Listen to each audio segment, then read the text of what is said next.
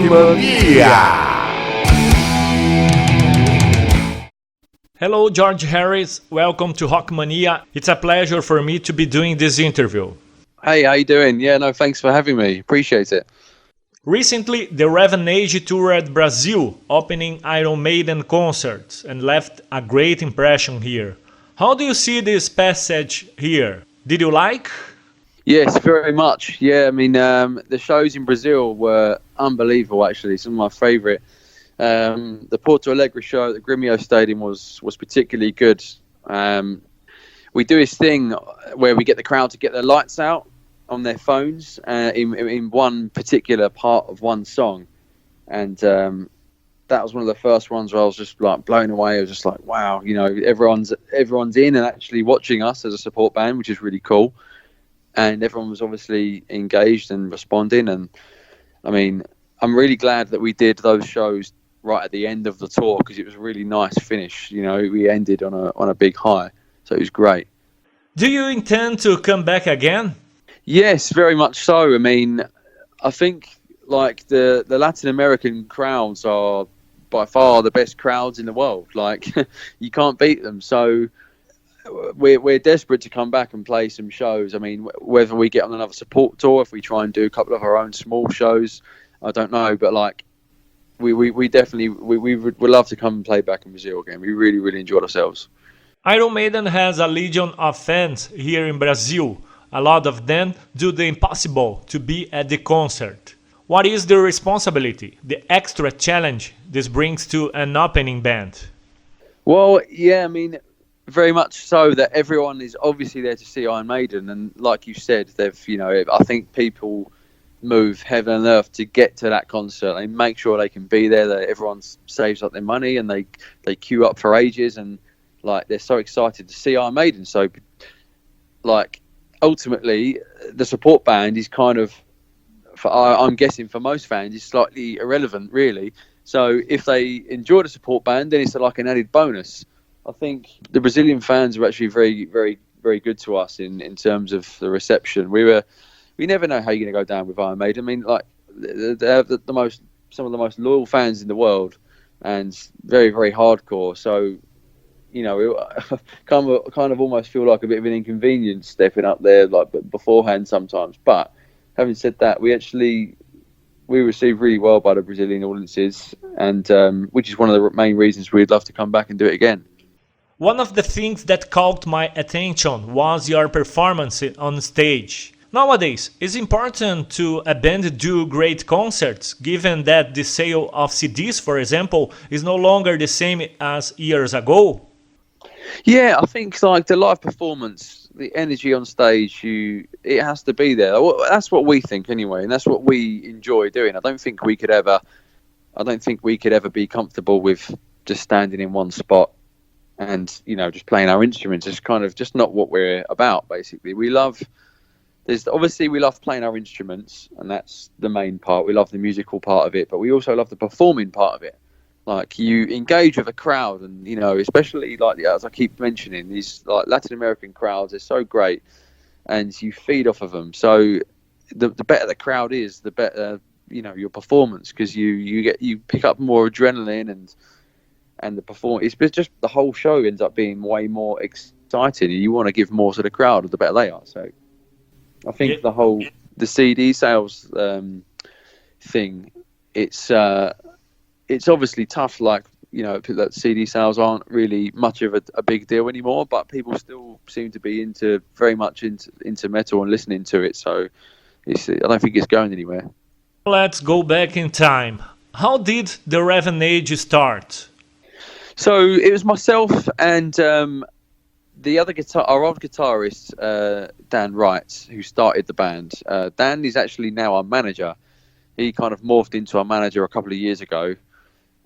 We started, I say, you know, we met in around about 2009, and we became mates, and we're both guitarists, both into similar kind of music, and we just set up like a jam session one day and said, let's just, you know, do it for fun, just like trade some licks and ideas and stuff like that. And it went really well. We just kind of clicked, if you know what I mean, in terms of playing and, you know, the style of music it was. And and trading stuff. And it just kind of, we ended up, bumping that up to like once a week. It became a weekly thing. And then we just started discussing the idea of doing a band. And it was like so exciting. And it was always that. It was just the idea of having a band. Like, we never really thought it was going to go anywhere and actually become anything. But we started writing music, and we wrote a bunch of tracks. And we were like, well, why don't we try and get a drummer in and make it that little bit more real? Because at the time I was just programming drums and we were playing along to a laptop and stuff like that. It wasn't particularly exciting, although it doesn't sound exciting. Anyway, it was back then because we were just super excited about the whole idea of it. But yeah, so that was kind of where the idea of the Raven Age was born. And then it took us a long time to get the rest of the band members in. Like, we kind of really took our time with it. We were happy just jamming away. And we did our first actual live performance in February 2014. So it took we were just kind of writing and having fun with it for a good 4 or 5 years before we actually got the full band together. Your first official album is Darkness Will Rise, released in 2017. Tell us about this work. Yeah, so Darkness Will Rise basically was our first full-length LP. So it was kind of like a collection of all those songs we'd written up to that point, because we released an EP first in July 2014, and which had 3.5 tracks basically. It had like an intro to start and then 3 full tracks, and we were gigging a lot, so we had a bunch of other songs, and we kept on writing. And Darkness Will Rise, that was all of those songs from over the years. Like, some of them didn't make it onto that album, and some of the tracks on Darkness Will Rise we wrote like quite a few years beforehand, and that was just our best effort basically from up until that point. And that was the pinnacle for us. A band, that's all we ever really wanted to do, was release an album. That's all you kind of really aspire to do in a band starting out, is you want to just get a real full-length album together, like with all of the artwork and everything. And so we kind of did that. We made sure that the artwork was a big deal when we wanted to get like a big digipack. It opened up and it had a sleeve and it had all the lyrics on, and we were just kind of just getting excited about all that stuff and all the things that we like to see as fans. Basically, we wanted to create for anyone who might want to listen to us. And luckily, like, somehow we whilst we were on tour, we got picked up by a label, and our first album ended up being released via BMG Germany, who obviously BMG are a huge record label, so that was an even bigger accomplishment for us, and it, couldn't really quite believe our luck that happened on album number 1. This year you released your second official album, Conspiracy. What to say about this album? Well, it's very different to the first one. Mainly, the two biggest things are we have 2 new band members on that album. I mean, I say new, they're not that new anymore. I think both of the guys have been in the band almost 2 years now, but that's the first project that they were involved in. So we have a new guitarist who, as I mentioned before, that Dan Wright is now our manager. So he stepped back from playing guitar live, and we got Tony Maui as a new guitarist, and also we have a new singer. And I feel like that's those two. They both write music as well, so they've kind of joined the team of writers, and we've been collaborating, and they've brought ideas forward, and it kind of really helps the dynamic of the album of Conspiracy, because having different writers with different styles just kind of broadens the horizons of writing. Basically, it still very much has a Raven Age sound, but together with a slightly different writing style added into the fold, and also our singer MJ, or Matt James, we call him MJ. His vocal style is totally different to Mike's, our previous singers. So I feel like that's the biggest difference when you listen to a band, because we're clean vocals band, and his vocals are very at the forefront of our sound. They're the lead vocals are like the kind of main thing in the mix, basically the main melodies and stuff. So it's very drastically different from the last one, and he's basically a different style of singer in like completely. He came into the band and he wanted to do his own thing. He didn't want to try and copy the last guy. He was just like, he said to us, he's very honest to start with. He said, if I'm going to be in the band, I want to be myself. And I was like, yeah, no, we totally get that. And it's kind of just worked out really well. His vocal range is very different. Also, it's a lot higher. So that actually also contributed to changes in writing. We changed key with the guitars and stuff just to try and help that get the best out of his vocal range. And a lot of the melodies, there wasn't any boundaries anymore in terms of for myself when I was writing vocal melodies. It's like, oh, okay, all of a sudden we can scoop right up here if you want, and he can still hit these notes. So it really helps develop that. Your songs are very modern, intense. How would you define the Raven Age musical style? Well, it's always like difficult to define it. I don't really like putting it in a one specific genre. But like you said, it's modern. I think me personally, I was influenced by a lot of more modern metal bands. I say modern, they're modern when I was a bit younger. So bands of like the 2000s, like the metalcore kind of genre, was what influenced me and made me want to pick up the guitar and practice these riffs and play along with these bands and stuff. So I'm definitely influenced by bands like Killswitch Engage and Trivium, Parkway Drive, that kind of style. And but then also having said that, the melody in the songs is by far my favourite part of these songs. Like, I love the heavy rhythms and the fast pace, but melody's always been the key.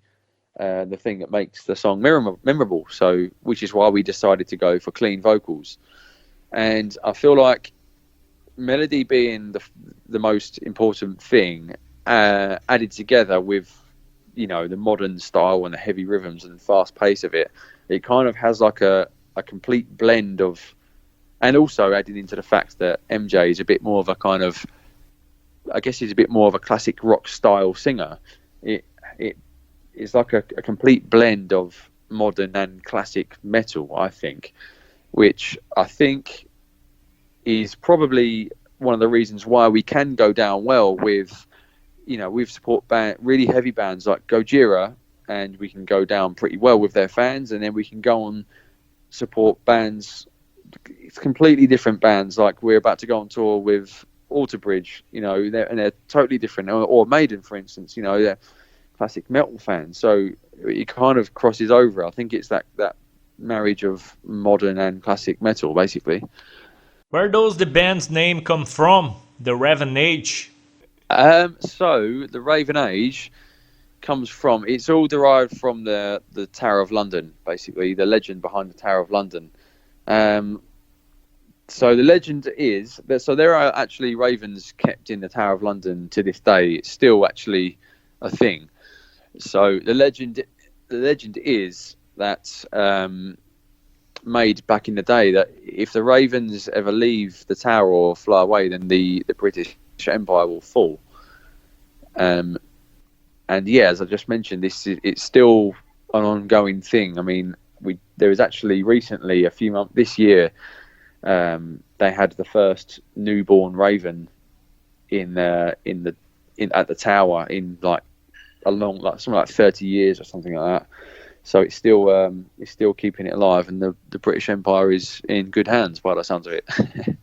In all these years, which moments do you consider most important in the history of the band? Most important moments. That's very, very good question. I feel like the release of our first full-length album, I think, it was such a big deal for us at the time. As I mentioned before, that's like what the main thing we ever wanted to do was just, and that tying in with that, we signed to a big German record label. So that was like a huge deal for us. Real kind of defining moment. But having said that, it went okay, that album campaign, but not as well as we thought.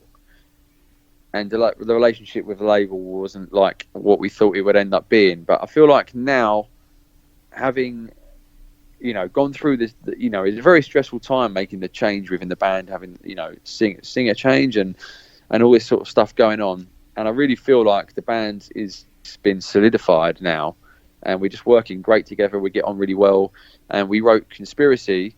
And when we released that, we were very happy with the album, but you just never know how it's going to go down.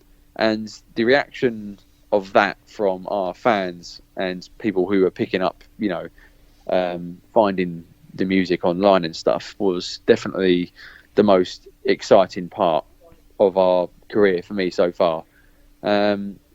It was really, really overwhelming response from everyone, and people were really, really digging it. And I was just like, I was happy with the album, but I just didn't realise how well like it would go down with our fans and stuff, and it really did. And obviously we have the whole, there's a few new band members, so there was a pressure of that. Is it going to go down well? Are people going to like it? And it just far exceeded our expectations. So I feel like the release of Conspiracy has been the pinnacle for us so far. I think you grew up surrounded by music, mainly because this is your father's profession. How was your beginning in music? Your first steps as a guitar player? My first steps as a guitar player, I mean, I actually started playing the bass first. I picked up the bass when I was about 12 years old, and I was noodling around on that for about a year. And I didn't really have lessons or anything. I was just like, what I enjoyed was just working songs out that I knew. There seemed to be, that was like the buzz that I got from it. There was nothing more exciting than figuring something out and then you can actually play it now. That was the exciting part. And then for some unknown reason, I put the bass down for about a year. I didn't really do much. And then I picked up the guitar when I was about 14. And I had the same kind of thing, really. I was just working out songs that I really loved, and I kind of went from there. I felt like the guitar was more suited to me for whatever unknown reason. And I was playing for a good few years, and then I had a band at school with just like my mates when I was quite young. When I was like 13, 14, I played my first ever show at my school in front of like about 100 people or so in our like little mini theatre type thing, and we were just playing covers. I think we were playing like stuff like Blink-182 and Green Day and that kind of thing. I played with those guys in a band, and we used to rehearse all the time.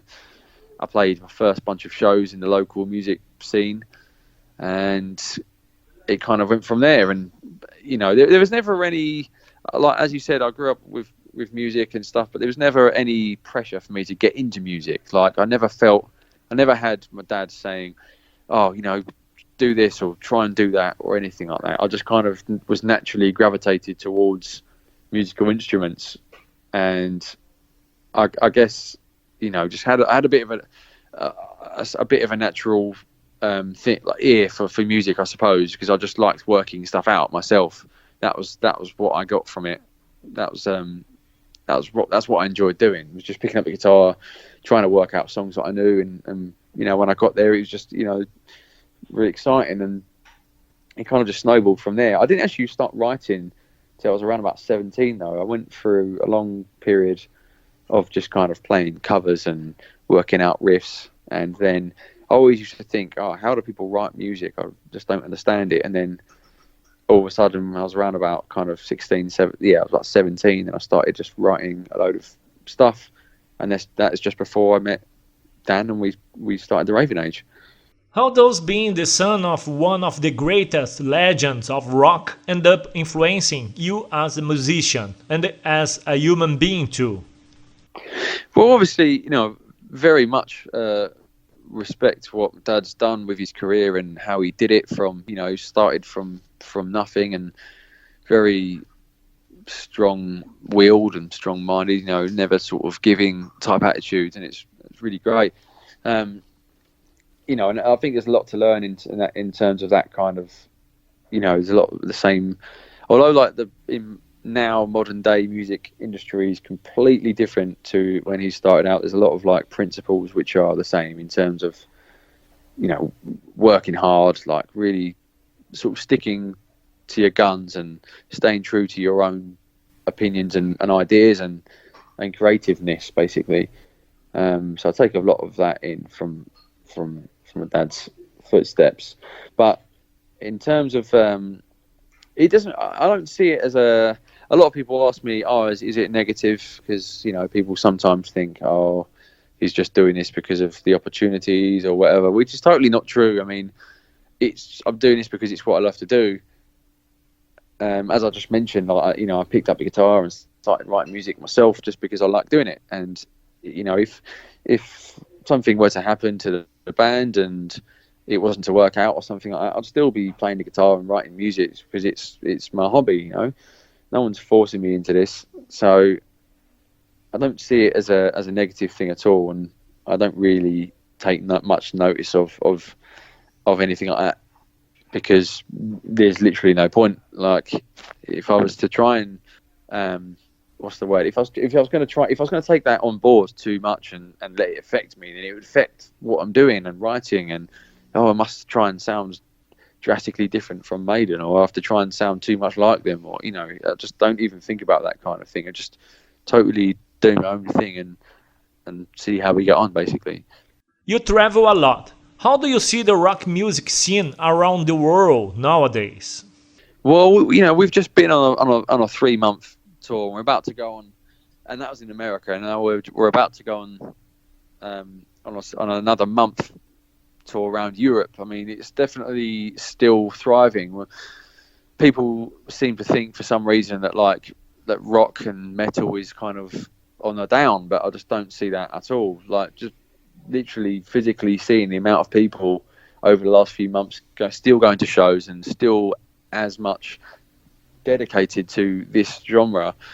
And there's so many bands out there at the moment trying to break through, and it just goes to show you that the scene is still absolutely thriving. I know, there's been a dip in physical sales and on CDs and stuff like that, but streaming numbers are through the roof still, and people still want it, and people are still eager for it, and people are still going out to shows, buying merchandise, listening to bands. And I think that it's healthier than ever. I know there's obviously the main huge bands which started all this, and they're still going, and they're at the peak of their careers. But there's a lot of bands coming through with a lot of potential to maybe take that headline festival slot and stuff like that. I think the music industry's in the rock and metal scene is very, very healthy and still growing. Talking about traveling, the Raven Age stay on tour, now with concerts in Europe until the end of the year, is it?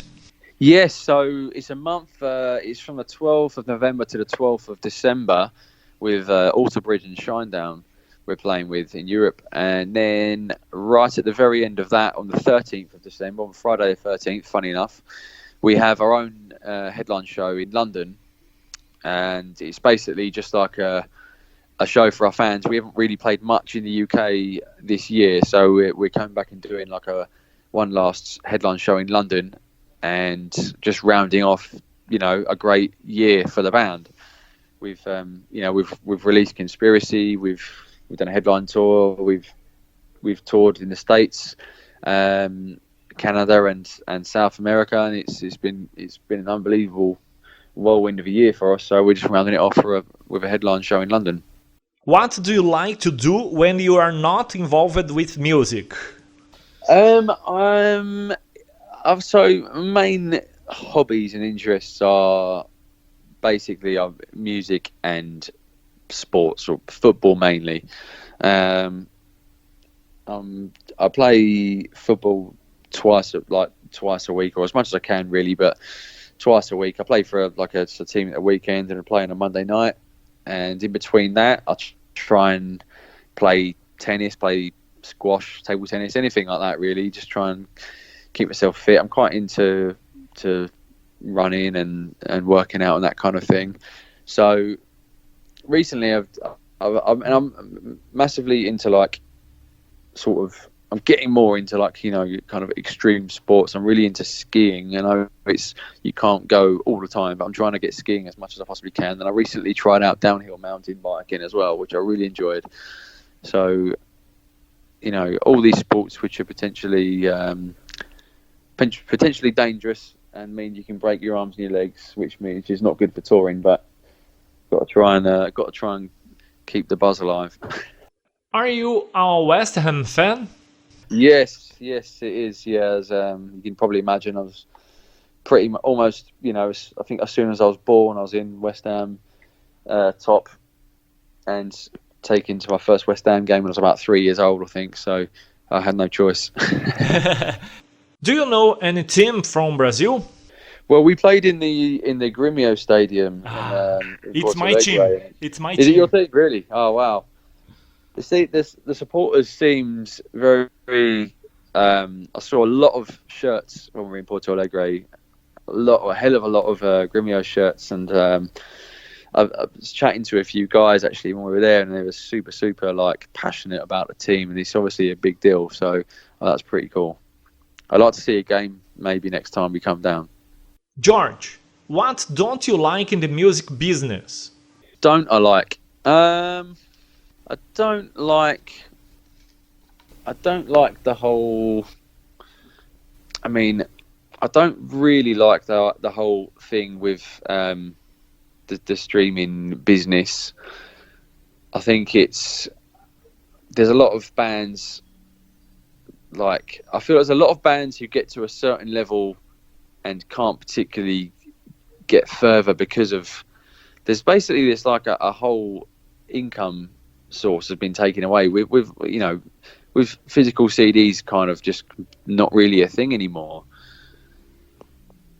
It's like, how do you earn money as a band? You play live shows and you get fees, and you sell merchandise and like t-shirts and clothing and stuff like that, and then your album sales. Well, that revenue stream is completely gone, and it hasn't really been replaced by anything. Because although it's a strange one, really, because when we're as a starting out band, you need these sites like you need Spotify and Apple Music and that to get your music out there, and it's great tool for everyone to be able to listen to your music directly there and then. But then as you progress and you're trying to really make a career out of it, you realise that you need people to spend money on your band, and because you need money to put into the next project and blah blah blah. You need for touring and everything. It becomes, unfortunately, it does become a bit of a thing. So I guess that's the only downside to it I can really think of at the moment. Now, a funny question. If you could be part of any band in the history of music, what band would be and why? That is a great question. I that's such a tough question. It really is. I think I would like to have played in Linkin Park, I'd say, because I was a big fan of some of their mainly the first two albums. They were like some of the biggest sort of influence on me in music as I was getting into the whole rock music thing. Though Linkin Park dropped Hybrid Theory, and it was just a massive impact on me. And I was a big fan of Chester's singing voice, and I was absolutely devastated when he passed away, and that would have been amazing to be able to play with those guys. From now on, what are your next steps and of the Revenage? Do you have plans for a new album? Yeah, we've been working on it for a little while. We never really stop writing. We don't really block out time and say, okay, we're going to the studio right now. But yes, next album plans, we are going to hopefully be getting in the studio early next year and start working and piecing together album number 3. And as far as I'm concerned, I'm not too sure what else we have going on yet next year, but we're going to be recording an album and a lot more touring, hopefully. And come back to Brazil. That's definitely on the books. We have to make it happen.